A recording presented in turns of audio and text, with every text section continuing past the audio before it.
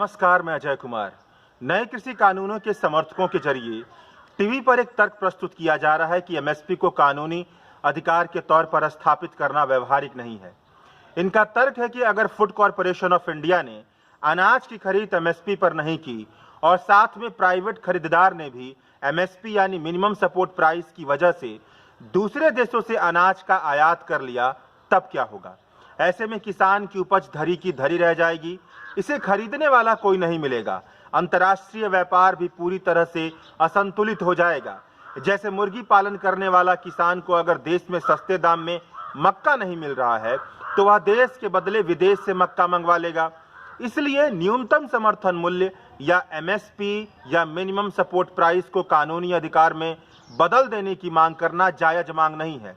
इस तर्क पर चर्चा करना जरूरी है, लेकिन चर्चा करने से पहले एमएसपी क्या है और अब तक इसकी पृष्ठभूमि क्या रही है, इसे समझना जरूरी होगा, ताकि इस तर्क को समझा जा सके कि क्या इस तर्क में भी दम है या केवल पहली नजर का छलावा है। अक्सर बहुत सारे लोगों के मन में अर्थव्यवस्था को लेकर बहुत अधिक गलत धारणा होती है। जब भी वह अर्थव्यवस्था शब्द को सुनते हैं तो उन्हें लगता है जैसे कि देश के पैसे का प्रबंधन अर्थव्यवस्था कहलाता है, जबकि ऐसा नहीं होता। अर्थव्यवस्था का मतलब है संसाधनों को इस तरीके से प्रबंधित किया जाए ताकि सभी लोगों तक उसका फायदा पहुंच पाए। कहने का मतलब है कि अर्थव्यवस्था को ऐसी छूट ना मिल जाए कि अमीर अमीर होती जाएं और गरीब गरीब होते जाएं। अगर ऐसा हो रहा है तो इसका मतलब है कि अर्थव्यवस्था ठीक से नहीं चल रही है। लोकतांत्रिक राज्यों में अर्थव्यवस्था के पीछे का आधारभूत दर्शन यही होता है। इसलिए जब कोई कहता है कि भारत में सभी वस्तुओं के दाम जब मांग और आपूर्ति यानी डिमांड और सप्लाई के नियम के आधार पर तय होते हैं, तो अगर कृषि के बारे में यह कहे कि कृषि उपज के कीमत का भी निर्धारण उपज की मांग और पूर्ति के आधार पर यानी डिमांड और सप्लाई के आधार पर हो, तो इसमें गलत क्या है। इस सवाल का जवाब ही होता है कि इसमें सब कुछ गलत है। अर्थव्यवस्था को खुले घोड़े की तरह नहीं छोड़ा जा सकता। भारत में बहुत बड़ी आबादी गरीबी में रहती है।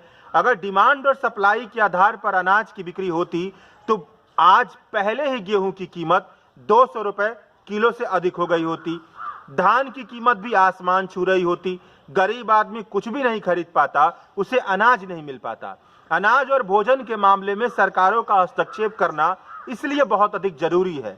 सब कुछ बाजार पर नहीं छोड़ा जा सकता। अच्छी बात यह है कि सरकार बहुत पहले से अनाज और खाद्यान्न पदार्थों की कीमत पर हस्तक्षेप करते आ रही है। आजादी के बाद भारत में भुखमरी की हालात थी, अनाज उत्पादन कम होता था। इसलिए सवाल यह था कि अनाज का उत्पादन कैसे बढ़े। इसी सवाल के जवाब में 60 के दशक में हरित क्रांति हुई, लेकिन हरित क्रांति रुके ना, किसान उत्पादन करता रहे। इसलिए जरूरी था कि किसान को अपनी उपज का वाजिब दाम मिले। इसी क्रम में एमएसपी की मंडियां बनी। सरकार ने तय किया कि अगर बाजार नहीं खरीदेगा या वाजिब दाम नहीं देगा तो एपीएमसी की मंडियों में न्यूनतम समर्थन मूल्य के तहत अनाज खरीदा जाएगा। यहाँ पर गौर से सोचने की बात यह है कि न्यूनतम समर्थन मूल्य किसान को मिलने वाला वाजिब दाम नहीं है, बल्कि वह दाम है जिससे कम पर अगर किसान अपनी उपज बेचता है तो इसका मतलब है कि उसका शोषण किया जा रहा है। इसे मिनिमम वेज की तरह समझिए, जहां सरकार यह तय करती है कि अमुक राशि से कम अगर मेहनताना होगा तो इसका मतलब है कि मजदूरों के साथ शोषण किया जा रहा है। लोकतांत्रिक राज्यों में दरअसल राज्य की यही सबसे बड़ी भूमिका होती है कि वह संसाधनों का ऐसा प्रबंधन करे जिसमें किसान जैसे लोगों के साथ भी न्याय हो पाए। ऐसा ना हो कि सरकार के प्रभावी हस्तक्षेप के बिना लोगों का शोषण होने लगे। अगर प्रभावी हस्तक्षेप नहीं हो रहा है तो इसका मतलब है कि सरकार होते हुए भी सरकार नहीं है। इन तर्कों से लेखक आपको यह बताना चाहता है कि अर्थव्यवस्था के मामले में लोकतांत्रिक राज्यों में राज्यों का बहुत अधिक महत्व है। राज्यों ने यह भूमिका जब ठीक से नहीं निभाई है तभी सबका भला हो सका है, और जब अपनी भूमिका से राज्य मुकरा है तो जनता को बहुत अधिक परेशानी झेलनी पड़ी है। अब एमएसपी के मामले में यह परेशानी कैसी है, तो पहली परेशानी यह है कि सरकार तकरीबन 23 फसलों पर एमएसपी का ऐलान करती है, लेकिन मिलता केवल 2 फसलों पर है। वह भी सभी किसानों को नहीं मिलता है, उन्हीं किसानों को मिलता है जिनकी पहुंच एपीएमसी की मंडियों तक हो पाती है। शांता कुमार कमेटी की रिपोर्ट कहती है कि एमएसपी लेने वाले किसानों की हिस्सेदारी कुल किसानों में तकरीबन 6% है। रिपोर्ट थोड़ी पुरानी है तो मान लेते हैं कि मौजूदा समय में यह 15 से 20% किसानों को एमएसपी मिलता होगा, यह भी बहुत कम है। Organisation of economic and development का आंकड़ा है कि साल 2000 से लेकर 2016 के बीच कृषि उपज पर वाजिब दाम न मिलने की वजह से किसानों को तकरीबन 45 लाख करोड़ रुपए का नुकसान हुआ है। ऐसा होने के बाद भी सरकार किसानों को स्वामीनाथन कमीशन के तहत उनकी लागत का 1.5 गुना मूल्य देने के लिए तैयार नहीं है। सरकार ने सुप्रीम कोर्ट में जाकर खुद हलफनामा दिया है कि एमएसपी के तौर पर किसानों को स्वामीनाथन कमीशन के तहत 1.5 गुनी कीमत का भुगतान नहीं कर सकती है। इसके साथ एफसीआई की मंडियों में होने वाला लूट को जोड़ लिया जाए। एफसीआई मंडियों के सरकार के अधिकारी और आढ़तियों के बीच बहुत गहरा साठगांठ होती है। किसान अपनी उपज सीधे एफसीआई की मंडियों में नहीं भेज पाता है। सरकारी अधिकारी कई तरह के बहाना बनाकर किसान की उपज को नहीं खरीदते हैं, उन्हें लौटाने की जुगाड़ में लगे रहते हैं। इसलिए यहाँ पर सरकारी खरीद होती भी है तो यहाँ कई पेच हैं। किसान सरकारी पोर्टल पर रजिस्टर करे, कागज दाखिला करे, फसल की गुणवत्ता साबित करे। सरकार ने अधिकतम पैदावार की सीमा भी बांध रखी है। अगर खरीद हो गई तो पेमेंट में देर होती है। झक मारकर किसान कम दाम में आढ़ती को बेचकर जान छुड़ाता है। आढ़ती को बेचने के बाद उसे वैसे ही कभी न्यूनतम समर्थन मूल्य नहीं मिलता है, उससे कम ही मिलता है। कहने का मतलब यह है कि बहुत लंबे समय से सरकार कृषि क्षेत्र में अपनी प्रभावी हस्तक्षेपकारी भूमिका निभा रही है।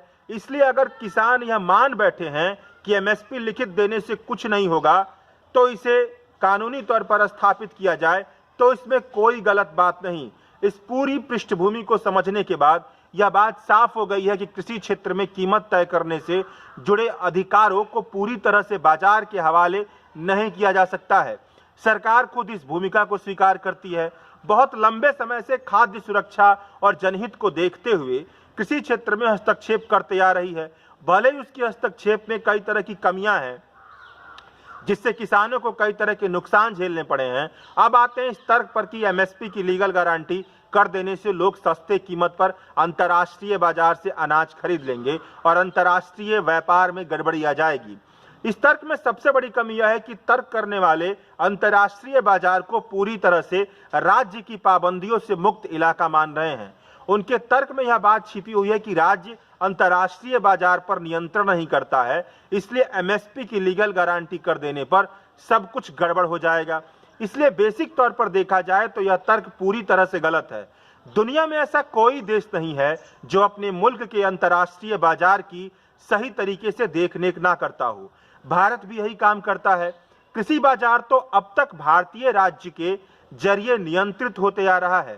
साल 1970 के दशक में जब अनाज की कमी से पूरा हिंदुस्तान जूझ रहा था तो सरकार ने ऐसी व्यवस्था तक बना दी थी कि किसान अपनी उपज का एक हिस्सा सस्ती कीमत पर बाजार में बेचेगा ताकि अनाज की कमी से निपटा जा सके। सरकार ने समय समय पर कृषि बाजार का प्रबंधन किया है, तो सरकार के पास यह पूरा अधिकार है कि कृषि बाजार का अंतर्राष्ट्रीय बाजार को देखते हुए भी प्रबंधन कर सके।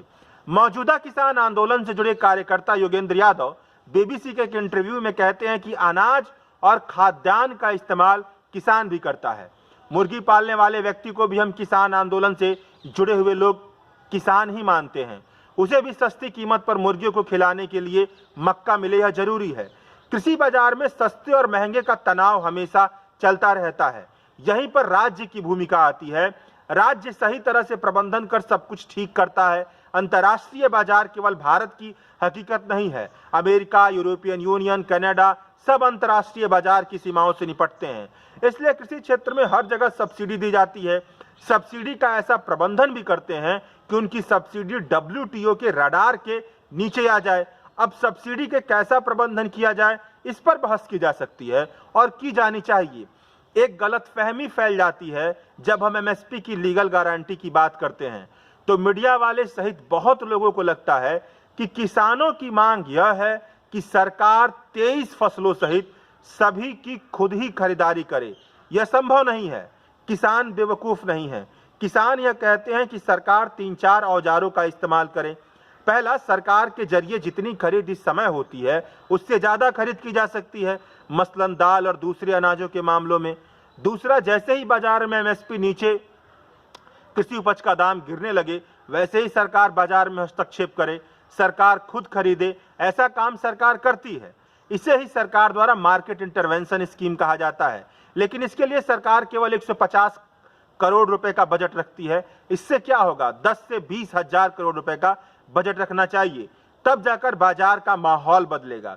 तीसरा औजार यह है कि जहां भी किसानों को एमएसपी से कम कीमत मिले, वहां सरकार एमएसपी और मिले हुए कीमत के बीच के अंतर का भुगतान खुद कर दे। इस तरह से एमएसपी से जुड़े कानूनी अधिकार को लागू किया जा सकता है। लेकिन उसका कहीं से भी है मतलब नहीं है कि सब कुछ केवल एमएसपी का आश्वासन कर देने भर से ठीक हो जाएगा। सरकार ने 3 कानूनों के तौर पर जो सौगात दी है, पहले उसे वापस कर ले और एमएसपी को लीगल गारंटी बनाए। किसान आंदोलनों की यही मांग है। इस तरह से यह पूरी तरह से साफ है कि एमएसपी के मामले में अंतर्राष्ट्रीय व्यापार की अड़चन कोई अड़चन नहीं है, बहुत ही कमजोर अड़चन है। इस अड़चन को राज्य के प्रशासनिक सूझबूझ से बहुत ही आसानी से संभाला जा सकता है।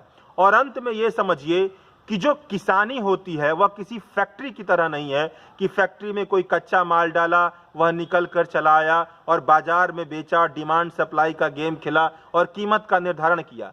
किसानी एक अलग तरह का पेशा है। उसमें मौसम जुड़ता है, मौसम के कई कारक जुड़ते हैं, जमीन जुड़ती है, खाद्य पदार्थ होते हैं, एक लंबा समय लगता है, उसमें इनपुट लगाना पड़ता है। बहुत सारी चीज़ें किसान के अपने हाथ में होती हैं, बहुत सारी चीज़ें उसके हाथ में नहीं होती हैं। जब अनाज आता है तो उसका स्टोरेज सिस्टम की फैसिलिटी नहीं होती है, बहुत लंबे समय तक वह अपने घर पर नहीं रख सकता, उसे बाहर करना पड़ता है। इस तरह से यह जो प्रक्रिया है, अर्थव्यवस्था का यह जो हिस्सा है, किसान वह पूरी तरह से खेती किसानी डिमांड और सप्लाई के आधार पर नहीं हो सकता।